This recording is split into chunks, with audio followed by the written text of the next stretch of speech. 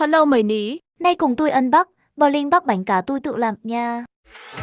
Đông vui tràn ngập bao tiếng ca, xuân năm nay đã đến rồi em ơi.